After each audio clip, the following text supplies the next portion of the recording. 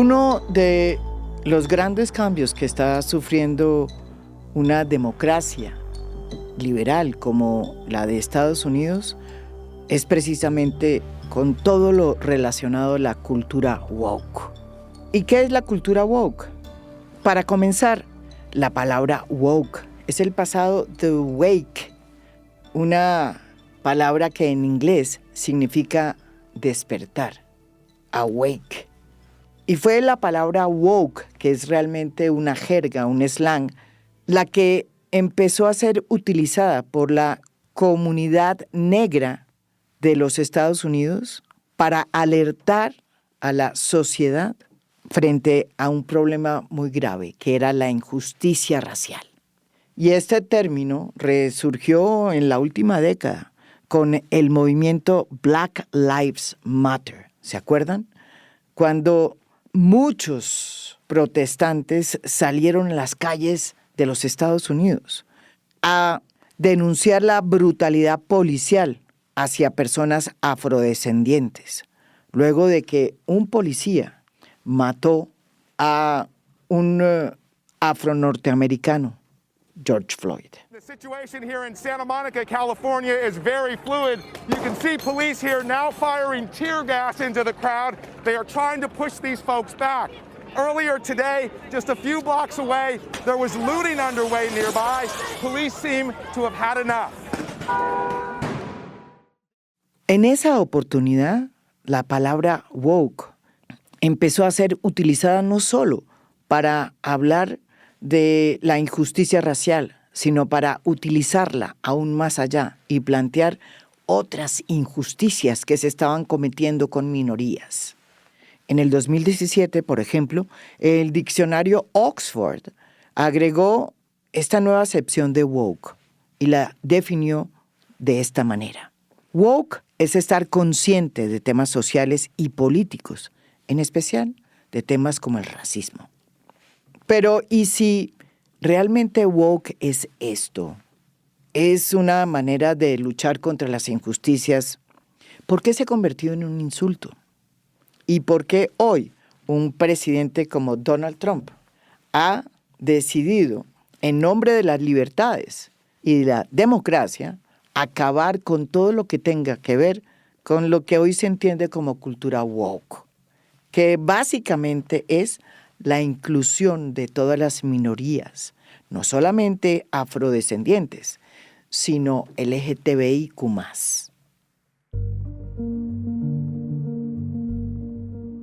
Los críticos de la cultura woke, que son muchos, sostienen que acabó con la democracia liberal porque la restringió, dándole espacio a los negros, a las mujeres, a los gays y a los trans.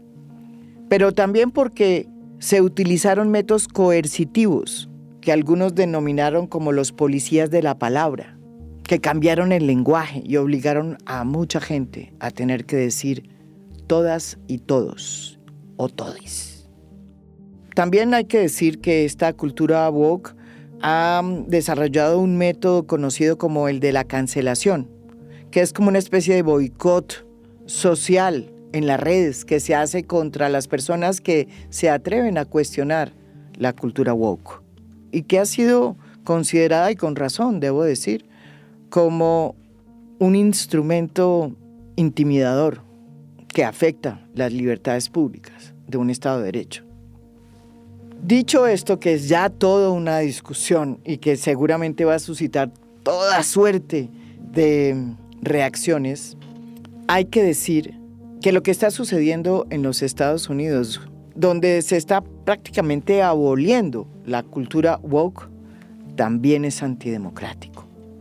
Porque de por medio están todos los avances que se han hecho en materia de derechos sexuales y reproductivos para las mujeres y también en materia de derechos para las parejas gays y para los hombres y las mujeres trans. En Colombia, esa es una batalla que también se ha dado y en la que se ha avanzado en materia de derechos a las minorías. En materia de derechos, gracias a varias sentencias de la Corte Constitucional, que han hecho valer el espíritu de la Constitución de 1991. Por cuenta de sus jurisprudencias, Colombia ha avanzado en materia de derechos sexuales y reproductivos de las mujeres. Y ahí está la famosa sentencia que permitió el aborto dentro de las primeras 24 semanas. La Corte también ha tutelado los derechos de las parejas gays. Pudieran formalizar su unión ante notarios y jueces de la República, a no ser discriminados en el trabajo, en la escuela o en cualquier otro lugar. Y también dejó muy en claro que esas minorías deberían tener acceso a los servicios de salud. Sin embargo, en América Latina, y Colombia no es la excepción, los avances que se han dado en los últimos años en materia de derechos a las mujeres y a las comunidades LGTBIQ+, están en peligro. Sobre todo desde que hay sectores cristianos que están llegando a los congresos, al legislativo, como sucedió con los evangélicos cuando llegó Jair Bolsonaro al poder en Brasil hace unos años. Uno de los avances que está en peligro tiene que ver con lo que se conoce como el acompañamiento que se debe hacer por parte del Estado a las familias que tienen hijos trans menores de edad, que quieran iniciar un tratamiento de reasignación de género y que incluye desde el uso de bloqueadores de pubertad, pasando por el tratamiento hormonal hasta la cirugía de afirmación de género. Lo que está sucediendo refleja las grandes tensiones que se están viviendo en materia de los derechos woke hoy en el mundo, y en donde Colombia no es la excepción. Como respuesta, se ha ido consolidando una visión conservadora que ha producido otro proyecto de ley que se conoce con el nombre Con los niños no te metas, y que tiene como fin prohibir el proceso de transición de género, prohibir los bloqueadores de pubertad y el tratamiento hormonal cruzado, así como la cirugía de afirmación en menores de 18 años. El artículo 42, por ejemplo, de este proyecto, que fue presentado al Congreso por la senadora Lorena Ríos Cuéllar, del Partido Colombia Justa Libres, un partido cristiano, dice que en el desarrollo del principio del interés superior del niño y de la prevalencia de sus derechos sobre los demás, se prohíbe a las personas naturales y jurídicas hacer uso de los medios de comunicación para fomentar, publicitar o recomendar reasignación de género mediante los métodos anteriormente dichos. Este proyecto de ley va avanzando porque en la Comisión Séptima del Senado obtuvo mayoría para una ponencia favorable. Paradójicamente, lo que está sucediendo en este tema es que el gobierno de cambio de Gustavo Petro ha decidido fortalecer y consolidar acercamientos con sectores cristianos como el Partido Colombia Justa Libres para poder sacar sus reformas. O por lo menos eso era lo que estaba sucediendo antes de que la Comisión Séptima, de la cual forma parte Lorena Ríos Cuéllar, redactara la ponencia negativa de la reforma laboral. Y ese acercamiento con partidos como Colombia Justa Libres sirvió también para que la contrarreforma que propone en materia de recorte a los derechos trans esté hoy mejor posicionado en el Congreso que el que propugna por los derechos trans. Estamos con el doctor Gustavo Perdomo, médico cirujano de la Universidad Nacional de Colombia, especialista en psiquiatría de la Universidad Militar Nueva Granada y estudiante de maestría en investigación clínica en un programa compartido por la Universidad de Harvard y la Universidad de Dresden en Alemania. Es también estudiante de maestría en bioética y ética de la investigación de la Universidad de los Andes y un profesional certificado por la World Professional Association for Transgender Health. Es también miembro institucional del Hospital Universitario Fundación Santa Fe de Bogotá y profesor de la Facultad de Medicina de la Universidad de los Andes. Y es, además de todo, fundador de la Red de Profesionales en Salud Trans. Él nos va a explicar el peligro que corren muchos trans en Colombia si este país inicia un retroceso como el que se avisora en materia de derechos trans. Gracias, María Jimena. Pues lo que se ha venido dando es un retroceso, como usted muy bien lo decía.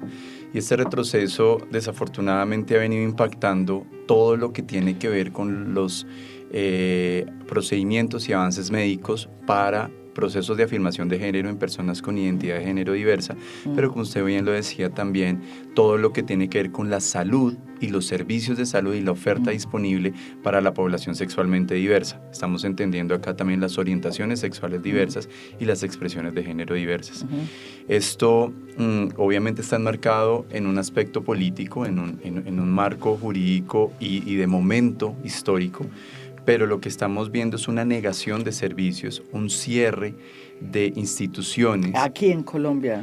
Aquí en Colombia, y en el mundo. En el mundo más que todo, pero usted sabe que esos son coletazos que empiezan afuera y llegan en el mundo están viendo esto. Sí, por ejemplo, en países como Holanda, como en los Países Bajos, en su capital Ámsterdam, que tiene una oferta de servicios para la identidad, para la población con sexualmente diversa, le están empezando a recortar presupuestos. Y empieza a haber una política de negacionismo de derechos civiles que también impactan lo médico, ¿sí? El uso de nombres preferentes se empieza a perder, la posibilidad de cambiar el sexo o la identidad de género en el documento de identidad. Todo esto son cosas que empiezan a moverse afuera y ya empiezan a llegar a Colombia con estos proyectos de ley que desafortunadamente lo que hacen es impactar el acto médico, criminalizarlo, como es el proyecto de ley tan improcedente que hay en este momento en el Congreso, y adicionalmente la posibilidad de afectar directamente a la población sexualmente diversa. Eso es lo que está ocurriendo en este momento. También está con nosotros Ivania Cerón Sousa. Ella es PhD en biología con más de 20 años de experiencia en investigación en biología evolutiva, genética de poblaciones y conservación de la biodiversidad. Es además co-creadora del Microscopio, un podcast de divulgación científica para las infancias y sus familias. Ella nos va a explicar su experiencia como madre de una persona no binaria y de lo clave que resulta para esas personas, que son muchas en Colombia, tener la posibilidad de que el Estado los acompañe a través del sistema de salud en el proceso de afirmación de género. Pues, primero decir que las personas trans han existido siempre, existen y existirán, o sea, en toda la sociedad. No es una cosa de moda ni que está pasando ahora por todo lo que tú mencionas como parte del wokismo, que es como como esa cosa social que quiere, ese pánico moral, pánico social que hay, y que además, pues, las personas trans adultas fueron alguna vez menores de edad, y que muchas de sus expresiones de género diversa empezaron a temprana edad. Entonces, hay de todas las experiencias, unos más temprano que otros, unos transitan en su edad adulta, otros en la adolescencia y otros en las infancias. Y a mí me tocó un tránsito en la infancia que empezó muy temprano, que empezó siempre estuvo, digamos, con mi esposo decimos que mi hija nunca salió del closet porque nunca hubo closet, o sea, siempre fue así, pero entre los 5 y 6 años empezó a ser más fuerte y entonces ahí fue cuando empezamos a buscar ayuda psicológica, ayuda médica, porque pues son procesos que uno no entiende, por más abierto que uno esté a la diversidad, pues son procesos que te cogen de sorpresa, que pueden pasar en cualquier familia. Como dice mi esposo, eso no llega en la ecografía, no se ve en la ecografía. Entonces son procesos que uno empieza a tener que pues tener la disponibilidad de escuchar primero y de buscar ayuda profesional y redes de apoyo para uno saber exactamente qué hacer en esos casos. Entonces, en nuestro caso, pues nosotros empezamos muy temprano con ayuda con un psicólogo de género, que fue que nos dio toda la pauta de cómo hacer, cómo acompañar ese proceso, y que le dio a mi hija un lenguaje para poder decir lo que uno siente, porque muchas personas dicen, pues caricaturizan un poco, ¿no? Como estos procesos dicen, no, pues que yo amanecí hoy gatico, mañana perrito. O sea, estos son procesos largos que tienen que tener un seguimiento y que pues para tener la seguridad de que sí estamos ante una identidad de género diversa. Uh-huh. Entonces ese es más o menos como el resumen de la historia. Y pues el del lenguaje que empezó a adquirir mi hija con un profesional, pues un día dijo, yo soy una persona trans no binaria. Y para nosotros fue pucha, ¿eso qué? Porque siempre estamos acostumbrados como los tránsitos de mujer trans, hombre trans, pero esto no binario es otra apertura también mental muy grande, ¿no? Porque es un poco confrontar ese binarismo de género el que tenemos en la sociedad. Y pues mi hija lo definió así, que ya que estamos aquí en un podcast didáctico, dijo, yo veo la vida... ¿Por qué no explicas? Sí, como, lo voy a decir en palabras de mi hija, cuando tenía 6 años, dijo, la vida es un río, en una orilla están los niños, en una orilla están las niñas, yo a veces nado al lado de las niñas, a veces nado al lado de los niños, a veces estoy en el centro, no soy ninguno, a veces solo soy yo. Y lo dijo así, con esa propiedad, y esas cosas, pues yo me acuerdo y a mí me da todavía escalofríos, porque fue como, esto es muy fuerte, esto no es una cosa que pasa así como un capricho, y pues nosotros lo asumimos pues con esa seriedad y hemos estado acompañándole con ayuda de profesionales como el doctor Perdomo. El doctor Perdomo no es nuestro médico, pero profesionales que están formados y que saben, ¿no? Entonces también otro mito es que las familias decidimos como, o sea, no sé, como que obligar a nuestros hijos a tránsito, que son cosas que uno está oyendo ahorita en el Congreso, que son como bien locas. Por el todo proyecto que claro, pasa. todo el proyecto. Entonces es todo lo contrario, o sea, piensen en que somos familias, pues, generalmente cis, o sea, heterosexuales, no somos personas, no tenemos ni idea de esto, vamos aprendiendo, pero entre todas las cosas que se dicen es un montón de mitos, como que nosotros queremos obligar a nuestros hijos a transitar, a hormonarse, a mutilar sus genitales, cosa que es absolutamente absurda. Entonces, pues, esa es como la historia. Y dentro de todo lo que estamos poniendo en el contexto político, pues es muy doloroso que en las familias que estamos acompañando estos procesos en las infancias se nos empiece a ver como el enemigo al que hay que atacar, ¿no? Entonces, por ejemplo, hemos escuchado en el Congreso muchos discursos diciendo que somos personas que estamos mal de la cabeza, somos personas que enfermas, porque así lo han dicho, o sea, incluso frases como no hay personas trans sino papás enfermos. Entonces, pues empieza toda una cosa como de volver a una cultura de patologizar la diversidad. Y bueno, yo soy bióloga y yo puedo decir con toda propiedad que la diversidad existe en la naturaleza y que eso nos incluye a los humanos, ¿no? Entonces, siempre ha habido diversidad, es parte de cómo se construyen las poblaciones, cómo evolucionan las poblaciones.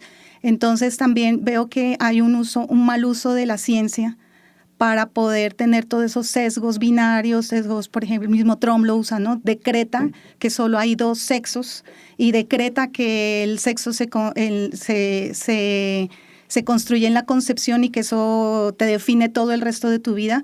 Y pues desde las ciencias biológicas, que es lo que yo trabajo, ese discurso está prácticamente obsoleto hace más de 30, 40 años. Lo que pasa es que desafortunadamente en nuestra sociedad, en la enseñanza de la biología, se sigue enseñando todos esos conceptos súper viejos y no ha habido como una evolución en cómo se enseña esa diversidad. Y ahora con esa prohibición es peor, porque es esconder toda esa evidencia científica. Está con nosotros en el estudio Ian Arias, sociólogo, especialista en marketing político y magíster en estudios sociales y políticos. Él se define como un activista transmasculino, no binario, que pelea por los derechos de la población trans y LGTBIQ+, e integrante de la plataforma Ley Integral Trans. Ian nos va a explicar la reacción que se está viviendo contra la cultura woke en el mundo y sus efectos, de los cuales, repito, Colombia no es una excepción. Yo quiero dar unas cifras que ilustran qué es lo que está pasando, por ejemplo, en Estados Unidos. Tenemos que entre 2018 y 2022 se han promulgado 48 leyes antitrans en Estados Unidos, en 19 estados diferentes que limitan y restringen una serie de derechos de población, especialmente menores de edad, que son inconformes de género trans, entre otras la limitación, por ejemplo, del acceso a atención en salud en afirmación de género, que es lo que quieren hacer con este proyecto de Justas y Libres, el acceso a baños de la identidad digamos que se ha escogido, entonces tienes que entrar sí o sí al baño que corresponden según tu sexo asignado al nacer. La prohibición, por ejemplo, de que infancias y adolescencias trans y no binarias participen en actividades deportivas o escolares acordes con su identidad de género. Esto implica que, por ejemplo, personas transfemeninas, y que es lo que ahorita decretó también Trump recientemente, pues no puedan participar en actividades competitivas, pero también amenazando con restringir el presupuesto de escuelas que permitan la participación de niñas trans en actividades deportivas, pues según su identidad de género. Esto es pues dramático para la población trans, pero más allá, digámoslo, también del espacio pequeño de una población que parece minoritaria y que parece marginal, ¿cierto?, frente a la gran masa de población, pues lo que nosotros vemos ahí también es un ataque a valores democráticos importantes como la igualdad, ¿cierto? O sea, la posibilidad de tener unos derechos y hacer respetar una dignidad que está profundamente vinculada con una identidad de género y con unos accesos a salud. Entonces, eso por un lado, y esto pues desde mi punto de vista está vinculado a la emergencia de especialmente una derecha global, pero también, como tú lo has dicho, pueden haber también giros en sectores de izquierda que se sientan escépticos o distantes de la protección de derechos de sectores bastante marginales y en situación de indefensión y opresión, como lo somos las personas trans y segmentos de mujeres y buena parte, digamos, de personas que tienen formas de expresión o de orientación sexual diversa. Pero pues básicamente ha sido una derecha global que tiene, digamos, una fuerte marca de populismo, de populismo autoritario, ¿cierto? Que es un poco lo que decías ahorita, y es un fenómeno global que además se vincula con que intenta estimular y reconfigurar políticas de género y sexual para estimular miedos y fundamentalismos, y que un poco catalizan ansiedades sociales vinculadas también a otros conflictos de la sociedad. Y yo quiero aquí aterrizar con una cita para terminar mi intervención que me parece súper importante frente a como la perspectiva política de qué significa lo que está pasando con Trump y su discurso antitrans. Y es de un sociólogo, Jeffrey Weeks, que dice: el pánico moral cristaliza temores y ansiedades muy extendidos y a menudo se enfrenta a ellos no buscando las causas reales de los problemas y las características que muestran esos miedos y esas ansiedades, sino desplazándolos a los tipos diabólicos, entre comillas, de algún grupo concreto. En este caso, muy a menudo, por los valores conservadores, aquellos considerados inmorales o degenerados, ¿cierto? Y la sexualidad ha jugado un papel particularmente importante en tales pánicos morales, ¿sí? Y los desviados, entre comillas, sexuales, han sido chivos expiatorios omnipresentes en esos pánicos morales estimulados por determinados sectores políticos que buscan enemigos internos y externos para canalizar esas ansiedades y conflictos sociales que muchas veces no están relacionados con aquellos denominados pervertidos. Entonces, por ejemplo, el gay pedófilo durante los 60, de los 60 a los 80 en Estados Unidos fue pues un referente que se vincula incluso al comunismo ruso y toda esta vaina, ¿cierto?, diabólica. Y en este caso, ahora entonces ocupamos ese lugar, parece ser las personas trans. La pregunta que yo me haría es, ¿qué es lo que está catalizando, cristalizando, qué ansiedad social busca canalizar Trump con la identificación de ese tipo diabólico ahora en las personas trans. Para mí, una crisis, digámoslo así, de pérdida de ingresos de grandes masas de trabajadores en Estados Unidos, ¿cierto? Que se vieron despojados de ingresos después del 2008 con la crisis de financiarización del capitalismo de Estados Unidos, pero también, por ejemplo, en el plebiscito lo vimos, también fue un mecanismo ¿para qué? Para canalizar unas ansiedades vinculadas a un conflicto de guerra y paz, ¿cierto? Un conflicto armado relacionado con la propiedad de la tierra, con beneficios y pues prerrogativas que tienen determinados sectores en este país, pero también frente a una herida abierta pues de la pueblo colombiano en torno a las violencias y a las crueldades que hemos vivido en décadas pues, de conflicto armado. Entonces creo que también en el marco del plebiscito pues se dio esta misma situación y ahora entonces, ¿cuáles son esas ansiedades que se están vehiculando allí? Me pregunto yo. El tema de lo que está pasando con los derechos de la población LGTBIQ+, ha sido, de hecho, fue ya el centro de una gran discusión que se vivió con oportunidad del plebiscito por la paz. Como todos recordamos, el plebiscito por la paz se perdió por cuenta de que muchos colombianos creyeron que la paz que se había firmado con las FARC era una paz que acababa con la familia tradicional, porque entronizaba lo que ellos llamaban la ideología de género, que acababa con la familia tradicional, integrada por el padre, la madre y los hijos, y la volvía una familia disfuncional, que podría estar integrada por parejas del mismo sexo. Y no hay duda de que en la próxima contienda electoral, en el 2026, este tema, es decir, el de la ideología de género, el de la cultura woke, va a estar muy presente en el debate electoral, como de hecho lo estuvo en el debate electoral que se llevó a cabo en los Estados Unidos. Eso cree también el doctor Gustavo Perdomo. Definitivamente, María Jimena, porque ¿qué es lo que pasa? Los temas de salud siempre han sido instrumentalizados, como lo decía Ian, en torno a los intereses políticos.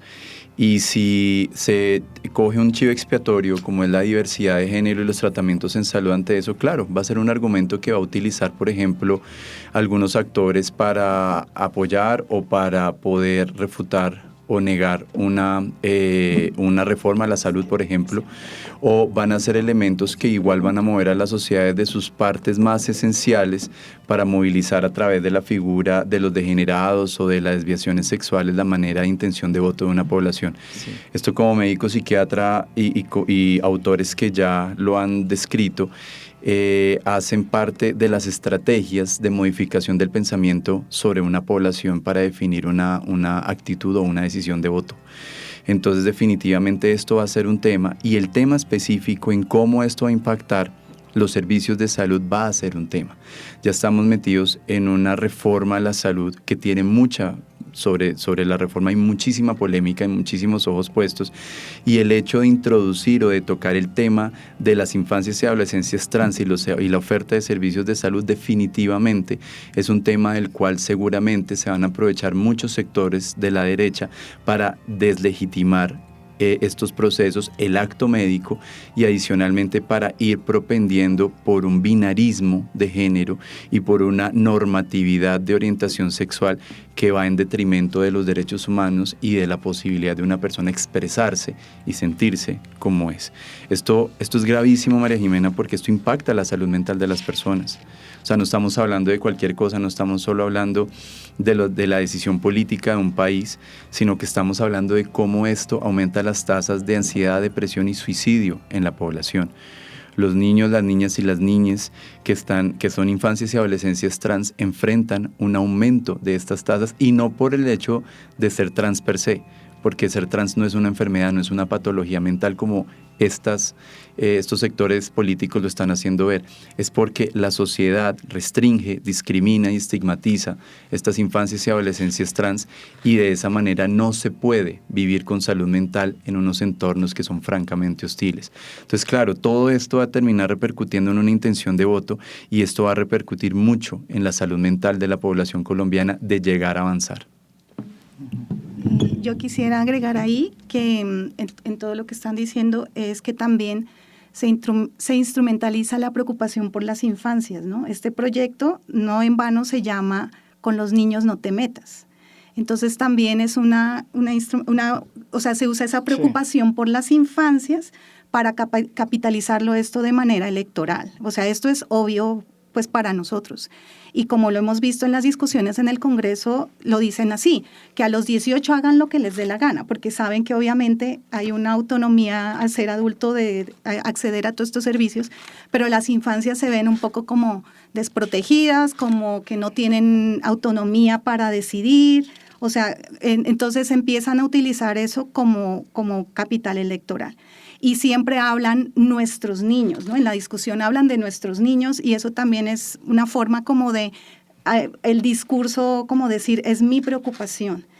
Y pues eso, obviamente, la preocupación, pero de cierta, no de toda la diversidad, sino pero, o sea, la preocupación de las infancias es mientras no se salgan de esa normativa que es ser niño, que la sociedad en su estereotipo indica que tiene que ser un niño o una niña, ¿no? Uh-huh. Y también yo quiero agregar que hay otra parte que es complicadísima de esta discusión en nivel electoral, y es cómo se está utilizando las Big Tech para poder difundir esos discursos de odio. Entonces, yo quiero aquí, por ejemplo, mostrar un estudio científico que apareció en la revista Plus One ahora mismo, el mes pasado, que se llama así, X bajo el liderazgo de Musk, odio sustancial y ninguna reducción de la actividad no autenticada. Y lo que hicieron estos científicos fue analizar los discursos en X antes de la compra de de Musk. Bueno, igual de Trump. Sí, sí. Y después, y aumentaron los discursos de odio homofóbicos, racistas y transfóbicos. Pero el discurso transfóbico aumentó en un 260%.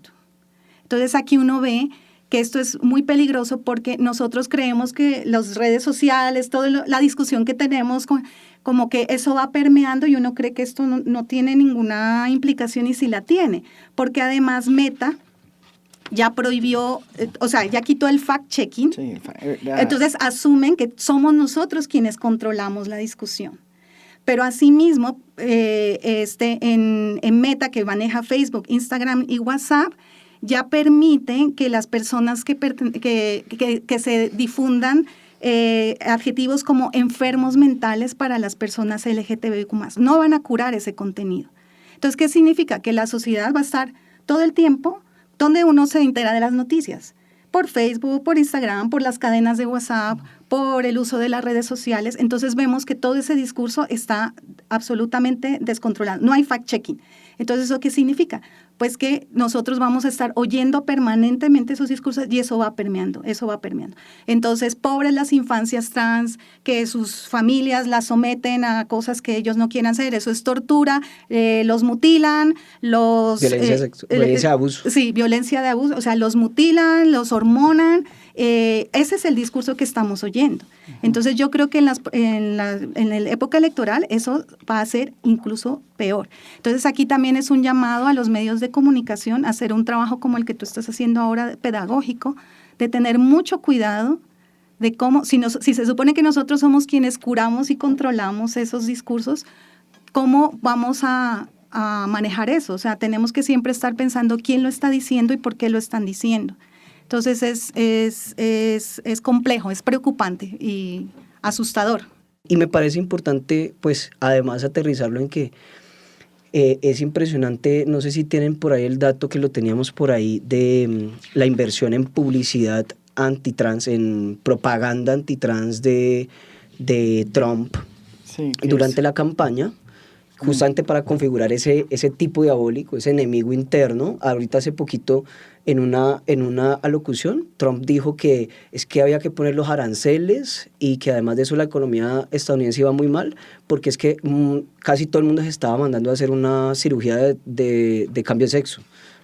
¿Sí? Entonces es algo que parece absurdo, pero está Trump, digamos, tirando a diestra y siniestra cualquier cantidad de ideas que pues son absurdas, son descabelladas, y entonces vehiculan todas estas mentiras. Quisiera aterrizar un poco al caso colombiano en términos de mentiras que hemos escuchado ahorita con lo de este proyecto, pero hay varios otros proyectos que han circulado en el Congreso, y se va a volver un tema electoral, como tú dices, y es el tema de que supuestamente a niños de 5 años se les está practicando cirugías de cambio de sexo, o sea, intervenciones quirúrgicas en sus cuerpos, cosa que es absurdamente, pues una mentira total, ¿cierto? Y hay datos que pues ha recopilado la representante a la Cámara, Carolina Giraldo, y que nos demuestran, al menos para 13 EPS, aquí tenemos un corte. Creo que ya llegaron para todas las EPS, pero tengo aquí el de 3 EPS que reportan que han habido pues claramente cero cirugías pues de afirmación de género en menores de edad, en términos pues de cambio de sexo. Según este reporte, entre el 2015 y el 2024 se le autorizaron bloqueadores de pubertad como tratamiento a niños cisgénero entre 7 y 10 años a total de autorizaciones 2.934 en esos casi 10 años, 9 años, ¿cierto? Y en ese mismo lapso de tiempo de 9 años, para niñas trans o menores de edad trans, fueron apenas 61 autorizaciones. Entonces, digamos que hay un pánico desproporcionado, totalmente fuera, digamos, de la evidencia fáctica, que dice que supuestamente está en masa proporcionando bloqueadores y terapias hormonales a niñas para que se conviertan en trans, pero lo que vemos es que en 9 años solamente 61 autorizaciones, y además que el segmento de edad de las personas trans menores de edad que recibieron estos tratamientos de bloqueadores de pubertad es entre 12 y 14. O sea, las menores de edad cisgénero que utilizan bloqueadores de pubertad por pubertad precoz están entre 7 y 10 y son mejor dicho, casi 3.000 autorizaciones. Entonces, pues un poco lo que estamos haciendo el llamado es a que veamos la evidencia fáctica, ¿cierto? Sí. Que entendamos que esto son tratamientos y acompañamientos que no se hacen de un día para otro, de la noche a la mañana, sino que son procesos que vienen con acompañamiento psicosocial y que además tienen que ver con la dignidad del ser humano y de estos menores de edad. Usted a los 12, 14 años, usted ya más o menos, no más o menos, incluso ya muy claramente venía, digámoslo así, como configurando su identidad de género y sexual, ¿cierto? Y muchos de estos jóvenes que pues ya son jóvenes y adolescentes tienen derecho a explorar con libertad y tranquilidad, por ejemplo, accediendo a un tratamiento de bloqueadores de pubertad, que además las consecuencias no son irreversibles, ya justamente para eso se utilizan. El profesor Gustavo Perdomo nos va a explicar aquí cuáles son esos avances que se han conquistado y que no se pueden perder por cuenta de esta fiebre anti-woke. En cuanto a los derechos trans, se han logrado varias cosas, por ejemplo, el uso del nombre preferente, el cambio del género en el documento de identidad y la despatologización de la condición trans en los procesos de afirmación de género. Hasta hace unos años, desafortunadamente esto no es en el 100% del país, pero ya cada vez se exige menos un certificado por un psiquiatra que diga que la persona tiene un trastorno de la identidad de género para poder acceder a un proceso de afirmación. Es particular porque desde hace varios años venimos denunciando los actores de salud que estamos implicados en este tema, como ya la Asociación Colombiana de Psiquiatría, la Asociación Americana de Psiquiatría y otras entidades a nivel internacional dicen, vea, la condición trans no es un trastorno mental, ¿sí? Y entonces, pero en Colombia se exigía que el psiquiatra hiciera un certificado diciendo que tenía trastorno de la identidad de género para que la persona pudiera acceder a procesos de afirmación. Eso ya lo estamos rompiendo, ya se ha logrado que haya IPS que tengan rutas y hay unos lineamientos específicos de la Secretaría Distrital de Salud de Bogotá y del Ministerio de Salud con la elaboración de unas guías de atención en salud trans. Entonces, todo eso se ha avanzado. corremos el riesgo de echar para atrás, corremos el riesgo que no solo se desfinancien este tipo de procedimientos, sino que haya un retroceso en estos protocolos y en estos procedimientos que son basados en la evidencia, María Jimena. Aquí hay que ser muy claros en que usualmente, los médicos no simplemente vamos abriendo procedimientos, no. Esto siempre lo hacemos basado en la evidencia afuera y que debe promover una investigación en nuestra propia población. Lo que mencionaba Ian sobre los bloqueadores de la pubertad, estos no son métodos experimentales, esto ya se usa, no son medicamentos equinos, como lo dice el proyecto de ley, sino que esto ya se hace, como lo decía Ian, en los niños y niñas que tienen una pubertad precoz, entonces hay que frenársela. Y entonces, ¿cómo funcionan las personas trans? Es en las infancias y en las adolescencias trans, después de una evaluación minuciosa y una evaluación que es con el paso del tiempo, eso no son decisiones rápidas, se permite que se retrase esa madurez, esa pubertad hormonal, para que este infante y adolescente trans pueda tomar decisiones informadas. Esto es muy importante porque también se puede ver un retroceso ético en lo que es la mirada hacia los niños y niñas. Hace poco salió esta circular, con fecha del 20 de febrero de este año, esta circular que nos habla específicamente sobre cómo tenemos una valoración mejor de las habilidades que tiene un niño, una niña o un adolescente en torno a las decisiones en salud. Cuando quitamos la posibilidad de que un infante decida y sea autónomo, estamos negando unos derechos, claro. La circular es del 20 de febrero de este año. Y es una resolución. Resolución. Es una resolución con circular del 20 de febrero del 2025, en el cual hay unos lineamientos para garantizar el derecho a la información, participación y toma de decisiones en salud basado en la autonomía progresiva de niños, niñas y adolescentes. Esta circular significa que los niños, niñas y adolescentes pueden tomar decisiones sobre su cuerpo en torno a sus identidades de género.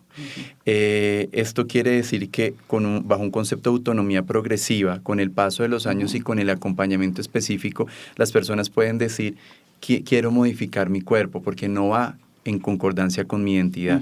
Y eso le abre la puerta para que podamos hacer algunos procedimientos médicos, que no son todos, como lo decía Ian, el proyecto de ley dice que se van a operar a los niños. No, eso es falso. A los niños hay que acompañarlos, hay que acompañar a las familias, hay que informar y posteriormente, después de cierto tiempo, en la etapa de la pubertad, se toman decisiones que son de carácter irreversible. Se pueden poner tratamientos que si la persona, si el adolescente dice, ya no estoy de acuerdo, pueden reversarse. Y posteriormente, ya en las edades más tardías, llegando a la edad adulta, a la mayoría de edad, se pueden tomar las decisiones más fuertes. Pero esto, ¿por qué? Porque de todas maneras ya la circular dice los niños, niñas y adolescentes pueden tomar decisiones acompañadas, es un informadas. Avance. Claro, esto es un avance que puede verse también reversado en todo esto. Entonces es de entender, María Jimena, que esto es el acompañamiento. Cuando dicen vamos a criminalizar a los médicos y vamos a cerrar todos los servicios, es dejar desprotegidas a una cantidad de población y de familias que no saben qué hacer con las identidades de género. Y esto indefectiblemente va a ir en perjuicio de la población. Según el proyecto de ley que abandera Lorena Ríos Cuéllar, la senadora del partido Colombia Justas Libres, los argumentos que ellos utilizan para prohibir el proceso de transición de género son basados en evidencia científica.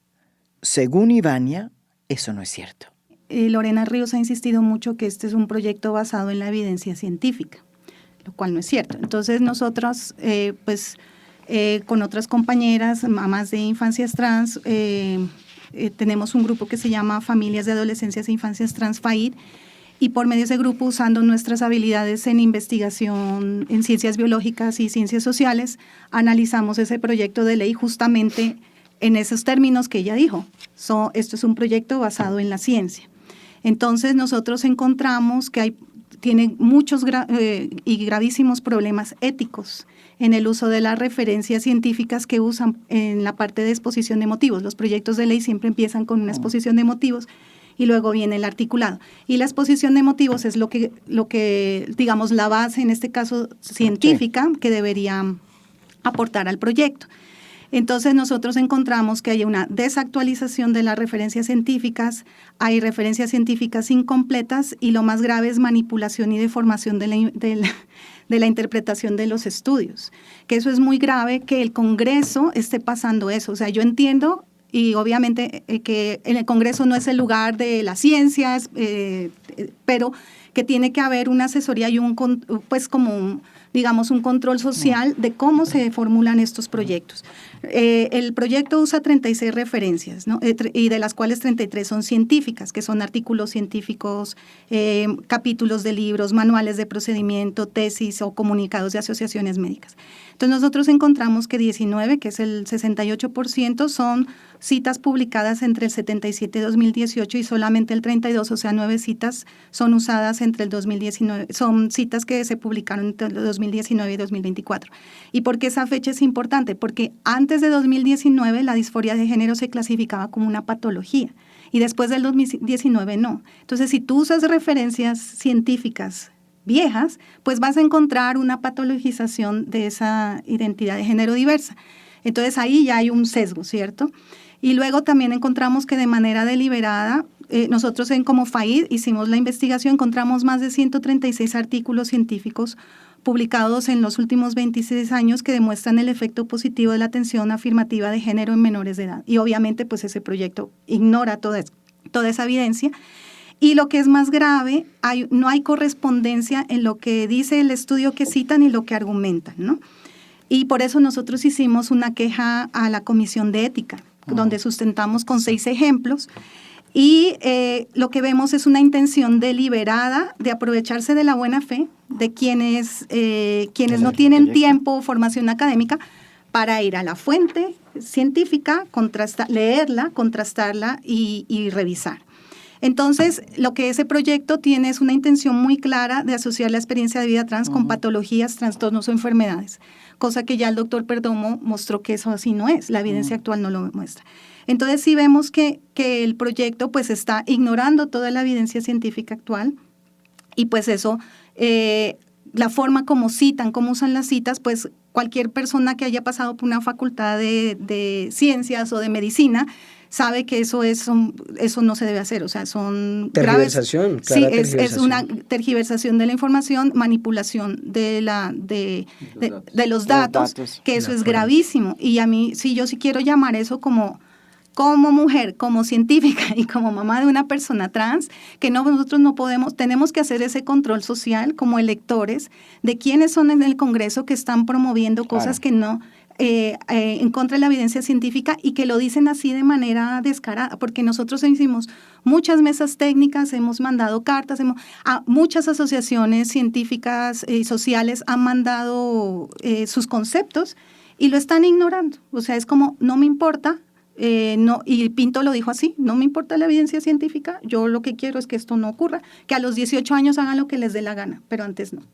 Incluso dijo él cosas como, yo no veo aquí a los niños viniendo a defender sus derechos, o sea, eso es horrible. O sea, para una persona como nosotras, que las familias hemos estado en todas las discusiones, hemos estado en todas las mesas técnicas, que una persona diga algo así es ni siquiera desconocer los derechos de las infancias en cuanto a su privacidad. O sea, ¿qué es lo que él busca? Que nosotros mandemos a nuestros hijos, hijas y hijas a exponerles a que vayan a un escenario político absolutamente degradante, hostil, terrible. Entonces, pues ahí eso vemos una contradicción muy grande. El Congreso no debería estar prestándose para eso.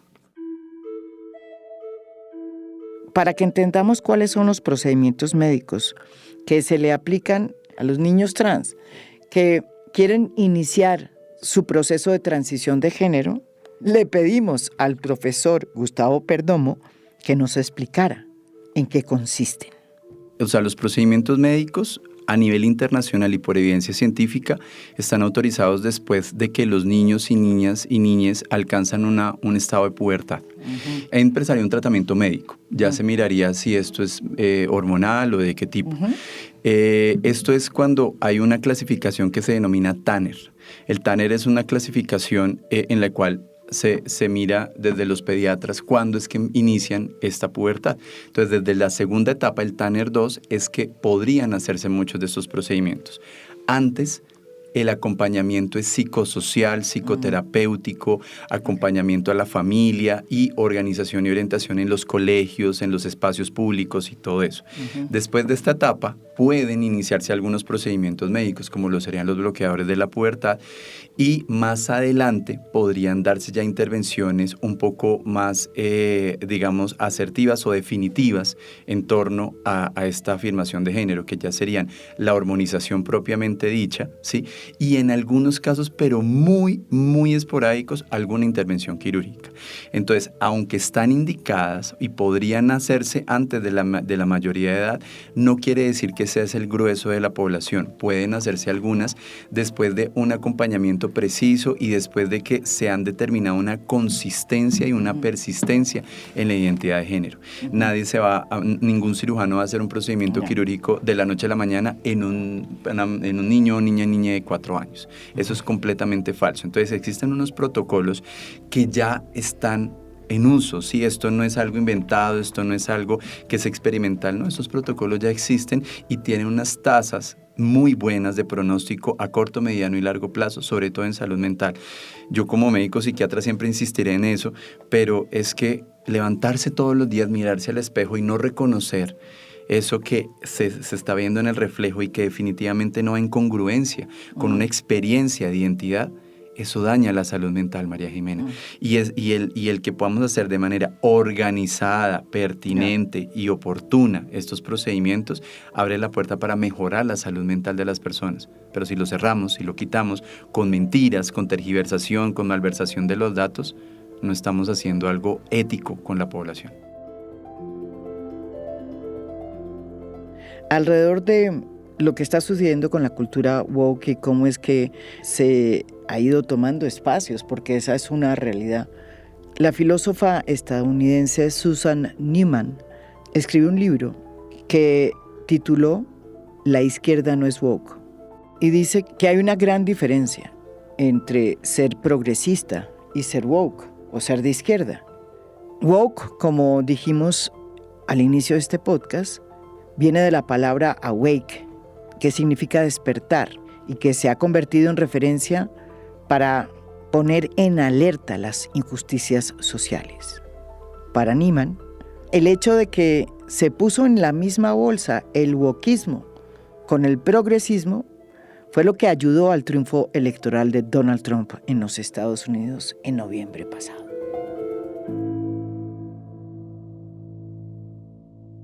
Esto es A Fondo. Mi nombre es María Jimena Duzán.